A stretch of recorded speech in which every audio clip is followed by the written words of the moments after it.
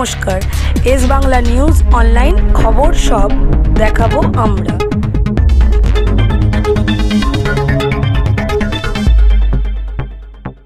আরজিকরের 1 বছরের মাথায় আরেক আরজিকর ঘটনা দেখা গেল সিঙ্গুরে। কি বলবেন? পশ্চিম বাংলার পুলিশ ধর্ষণকারী সমর্থক মমতা বন্দ্যোপাধ্যায় যে ডিপার্টমেন্টের মন্ত্রী, সেই সব ডিপার্টমেন্ট একদম রসাতলে চলে গেছে। মমতা বন্দ্যোপাধ্যায় পুলিশ মন্ত্রী বাঘকে বেড়াল বানিয়ে দিয়েছে, লাঠি খাচ্ছে। পশ্চিমবাংলার পুলিশ যে আছে, মা বোন আর মেয়ের গালাগাল শুনছে। উনি স্বাস্থ্যমন্ত্রী, স্বাস্থ্য ডিপার্টমেন্ট এমন হয়ে গেছে। গত 9 আগস্ট 2024 আরজি করে আমরা দেখলাম একটি বোন, ডাক্তার বোন 32 ঘন্টা কন্টিনিউ কাজ করার পরে তার সাথে গণধর্ষণ হয়। আর তারপরে মমতা বন্দ্যোপাধ্যায় নিজের গুন্ডা মস্তান মাফিয়াকে পাঠিয়ে পুরো হসপিটালে ভাঙচুর করে প্রত্যেকটি প্রমাণ লোপাট করলো।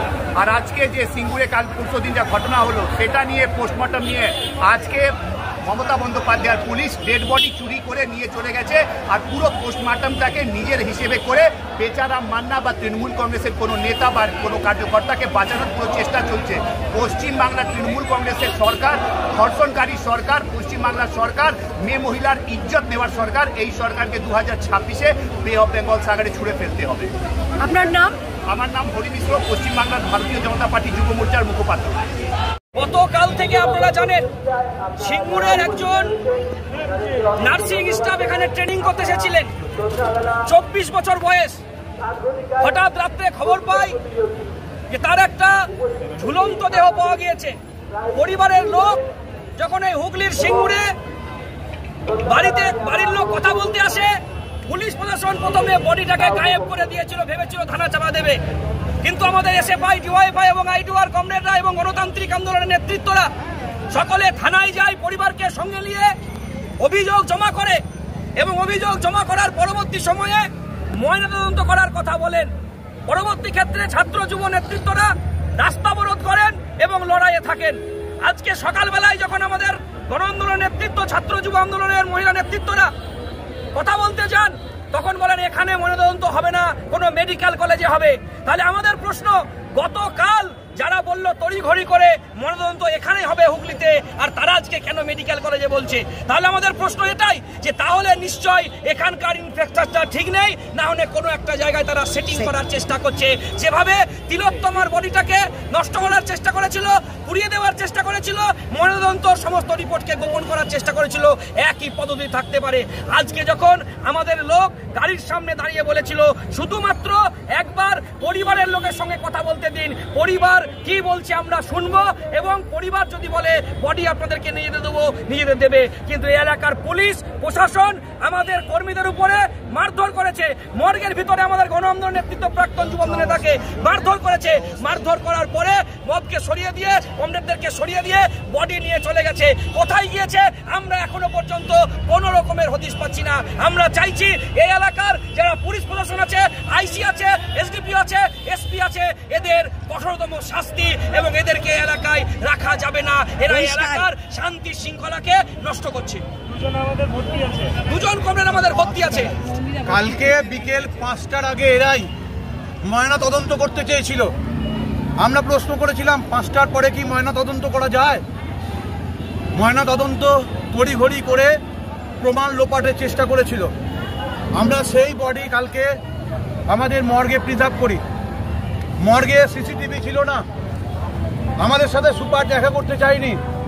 সুপারের ঘরে আলোচনা হয়, সেখানে শ্রীরামপুরের আইসি ছিল, সুপার ছিল, লট অফ ডক্টর ছিল। সেখানে বলা হয় আজকে ম্যাজিস্ট্রেটের উপস্থিতিতে এবং মেডিকেল বোর্ডের সামনে ওই নাবালিকার, ওই বোনের আজকে পোস্টমর্টম হবে। কিন্তু আজকে সকালবেলা যখন আমরা যাই, তখন বলা হয় যে এখানে পোস্টমর্টম হবে না। আমরা জিজ্ঞেস করি কেন, বলে কোনো সদুত্তর নেই। আমরা বলি বাবা মার কনসেন্ট দিয়েছেন, বলছে নেবার প্রয়োজন বোধ করি না।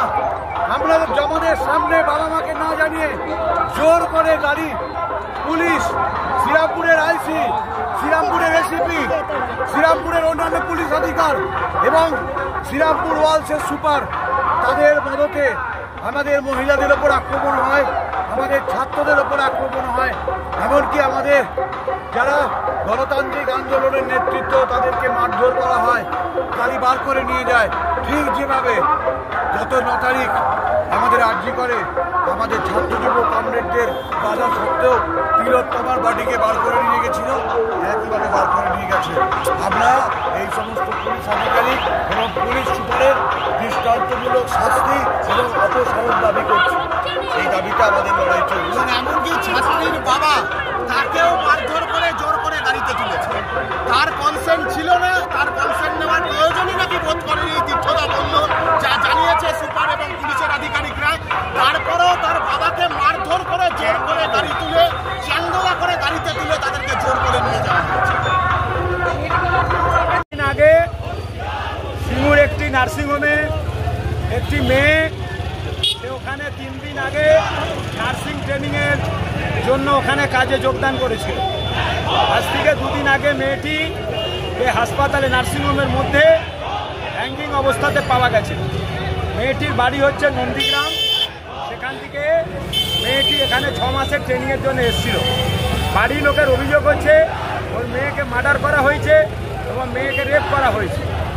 বডি প্রথমে পুলিশ লোপাট করার চেষ্টা করেছিল, তারপরে ডিওয়াইএফআই এসএফআই মহিলা সমিতির আন্দোলনের ফলে তারা বডি ওয়ালস হাসপাতালে নিয়ে আসে।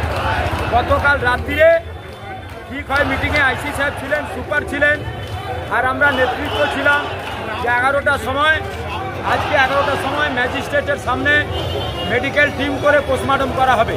কিন্তু পোস্টমর্টম এখন 11টার সময় এসে পৌঁছানো হলো, তখন মেয়ের মা বাবাকে জোর করে পুলিশ আর সুপারিনটেন্ডেন্ট লিখিয়ে নিল যে তারা মেডিকেল কলেজে পোস্টমর্টম করবে, এখানে করবে না।